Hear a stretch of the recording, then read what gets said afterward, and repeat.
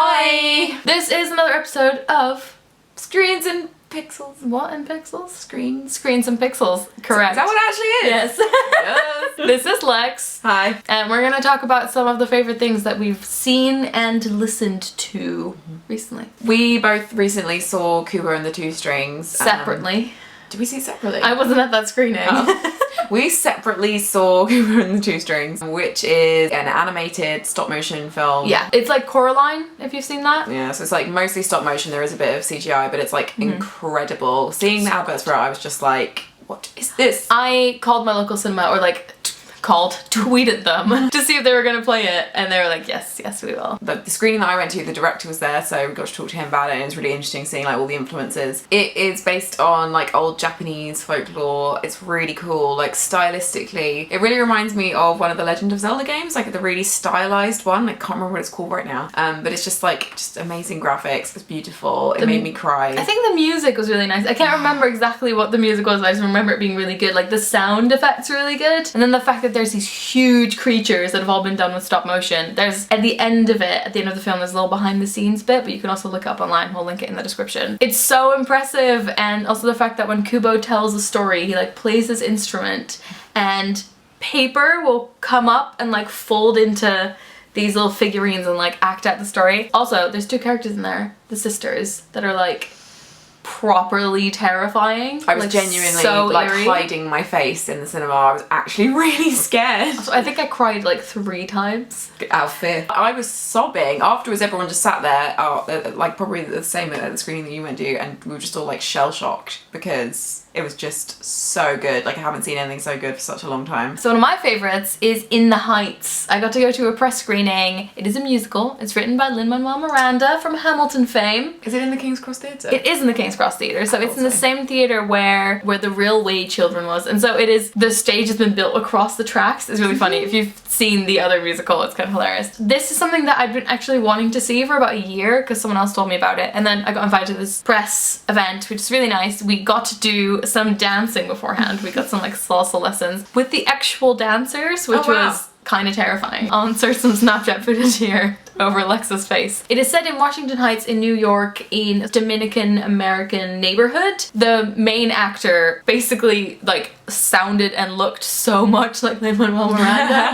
And then at the end of it, he did a little speech and he went back into his like London accent and I was like, whoa! This is like the sexiest musical I've ever seen. You sit really close to the stage and there's just so much dancing and shaking. There's lots of like really funny characters in it, but it makes you think about what it's like to be a first and second generation immigrant in the US, and it talks a lot about the struggle of like, what if you're a second generation immigrant and you've never been to your home country, like that kind of stuff. They just celebrated their 1 year like anniversary in the London theatre, so yeah, could definitely recommend that. My next thing is the new Bridget Jones film, Bridget Jones's Baby. Ooh, we're about to go see it. Me for the first time, Lex for the second time.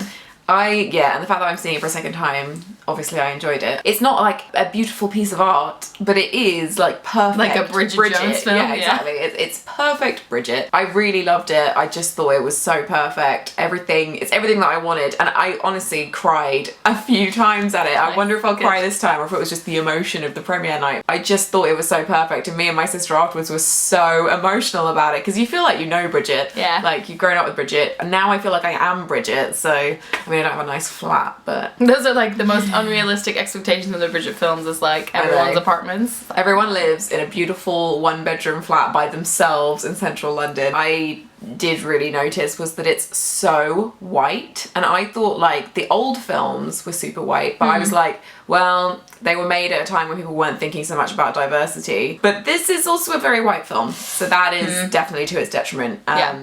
So I wish I could say it's perfect, but it's not quite perfect, but it is still really worth watching. The next thing that I have is an album, and it was recommended by Marion, and I'm just in love with it. It's called Dead Man's Bones by the duo Dead Man's Bones, which has Ryan Gosling in it.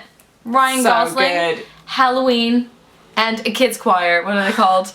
The Silver Lake Conservatory Kids Choir. It is like so eerie and creepy and beautiful, and I don't want to say that much more about it. Yeah. I'll put a link to Spotify in the description. Go listen to it. It's like an experience, isn't it? You Yeah. experience it. My next thing is the Amanda Knox documentary, which is on Netflix, which is just called Amanda Knox. I didn't know anything about this. Lex just talked me through it. It's about a murder that took place in Italy, and it was an American student and her boyfriend that got accused of murdering their English flatmate, and it was massive in the news at the time. All of the tabloid newspapers were obsessed with this woman because she was young and beautiful, and they decided that she'd like had too many male partners and therefore was like a dangerous woman. It was really bizarre. They called her Foxy Knoxy because that was her MySpace name, so obviously they used that in all the headlines. So it's about them getting convicted for murder and then the conviction getting overturned and all of the things that contributed to that. It kind of boils down to the fact that she basically seemed to get convicted of murder because they just didn't like how she acted.